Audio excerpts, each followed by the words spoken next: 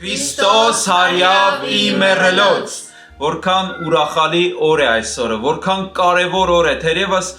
աշխարհի ամենակարևոր օրն է, մեր օրացույցի ամենակարևոր օրն է Քրիստոսի հարության օրը։ Դրա համար մեր սրտերը լիքն են ուրախությամբ եւ ցնծությամբ եւ ուզում ենք այդ ուրախությունը բաժնեկցել նաեւ ձեզ հետ։ Սրտագին ողջույններ ձեզ Միացյալ Նահանգներից եւ թեպետ տարածությամբ շատ հեռու ենք, բայց երբեք այսքան մոտ մենք իրար հետ չենք եղել։ Եվ այդ ամենը իհարկե մեր Տեր Հիսուս Քրիստոսի հարության շնորհն է։ Ուրեմն մեր ընտանիքի կողմից, Գայանեի կողմից, Ալեքսի եւ Անժելիկայի կողմից ջերմ բարևներ, օրհնություններ հատ առ հատ ամեն մեկիդ։ Մատթեոս ավետարան 28-րդ գլխից եմ ուզում կարդալ այս պատմական իրադարձության մասին եւ առաջին համարում ասվում է. շաբաթ երեկոյան կիրակի լուսադեմին Մարիամ Մագդաղենացին եւ մյուս Մարիամը եկան գերեզմանը տեսնելու։ Շատերն են այսօր գնում գերեզման, գնում են կոտրված սրտով,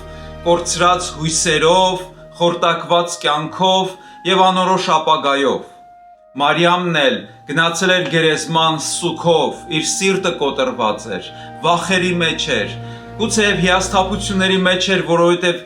մարկայնորեն իր հույսերը, իր սպասելիքները կարծես թե չիրականացան, գնացին գերեզման եւ գերեզմանը կարծես մարդկային կյանքի վերջին կանգառը լիներ։ Գերեզմանը մի տեղ է, որտեղ բոլորը հավասարվում են իրար, հարուստները, աղքատները, մտավորականները, պարզամիտ մարդիկ, կարծես բոլորը ստանում են նույն կարգավիճակը, նույն դիրքը։ Եվ Մարիամը գտնվելով գերեզմանում գնացել էր այնտեղ, որպեսզի փնտրեր Հիսուսի մեռած մարմինը, բայց հետաքրքիր է պատմությունը շարունակում է եւ ասում է, որ նա այնտեղ չգտավ Հիսուսի մարմինը եւ մի հրեշտակ հայտնվեց նրանց, որ ասաց. դուք մի վախեցեք, գիտեմ, որ խաչված Հիսուսին եք փնտրում, քույրեր եղբայրներ, այսօր մենք ամեն մեկս եկել ենք մի նպատակով, փնտրելու խաչված Հիսուսին, բայց եթե այս ժամանակ Մարիամը փնտրում էր խաչված Հիսուսին միայն, մենք այսօր փնտրում ենք խաչված եւ հարություն առած Հիսուս Քրիստոսին, ինչ օրհնյալ տարբերություն կա, նա ոչ միայն խաչված է, նա նաեւ հարություն է առած եւ նա նաեւ հիմա մեր մեջ է գտնվում, այնուհետեւ շարունակում է եւ ասում է. նա այստեղ չէ, որովհետև հարություն առավ, ինչպես ասել էր։ Մենք եղել ենք Հիսուսի գերեզմանում, Երուսաղեմ քաղաքում, մուտք են գործել այդ դատարկ գերեզման, տեսել ենք այդ վայրը, տեսել ենք մեր աչքով դատարկ գերեզմանը,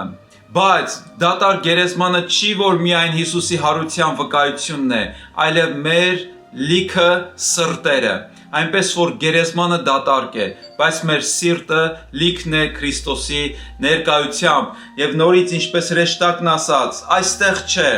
որտեղ է Քրիստոսը հիմա քույրեր եղբայրներ, նա գերեզմանում չէ, բայց որտեղ է նա հիմա երկնքում է հոր աջ կողմը, նա հիմա մեր սրտերի մեջ է եւ բնակվում ու թագավորում է հավիտյանս հավիտենից, օրհնյալ լինի նրա թագավորությունը եւ ներկայությունը։ Սա Մարիամի հետ կատարված դեպքն էր։ Ուզում եմ ավարտել Պողոս առաքյալի վկայությամբ առաջին Կորինթացիներին 15-րդ գլխի 3-րդ խոսքից, որտեղ Պողոս առաքյալը ամբողջացնում է այս վկայությունը եւ հետեւյալն է ասում։ Առաջին Կորինթացիներին 15-րդ գլուխ 3-րդ համարից. Նախ ես ձեզ ավանդեցի այն, ինչն ինքս ընդունեցի, որ Քրիստոսը մեր մեղքերի համար մեռավ համաձայն գրքերի, թաղվեց, երրորդ օրը հարություն առավ գրքերի համաձայն, որ երևաց Կեփասին, հետո այն 12-ին, հետո միանգամից երևաց 500-ից ավելի եղբայրների, որոնցից շատերը մինչև հիմա ապրում են, իսկ ոմանք էլ ննջել են, ապա երևաց Հակոբոսին, հետո բոլոր առաքյալներին,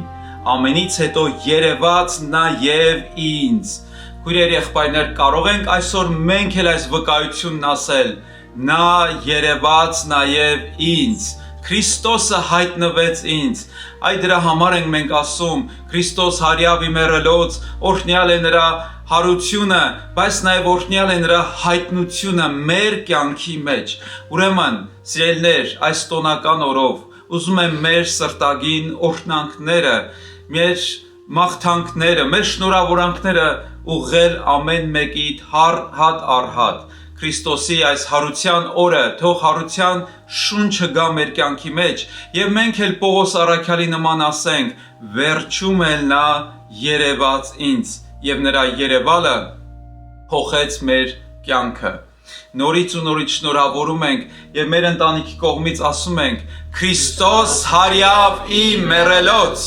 օրհնյալ է հարությունը Քրիստոսի։